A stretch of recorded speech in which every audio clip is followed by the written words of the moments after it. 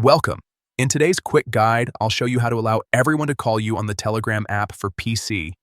This is a simple update, but it makes a big difference if you want seamless communication with anyone on Telegram. Let's get started. First, open the Telegram app on your computer. Make sure you're signed into your account so everything syncs properly. Once Telegram is open, look to the top left corner of your screen. You'll see three horizontal lines. Click on them to open the main menu. Next, in this menu, find and select Settings. This section controls everything about your account, from notifications to privacy preferences. Inside Settings, go to Privacy and Security.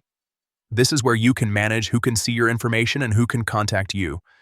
Now, scroll down a bit until you see the option called Calls. Click on it, and you'll notice different choices for who can call you, such as My Contacts or Nobody. To allow everyone on Telegram to reach you, simply pick the option Everybody. This ensures that anyone, even those who aren't saved in your contacts, can make a call to you. After selecting Everybody, look for the Save button and click on it.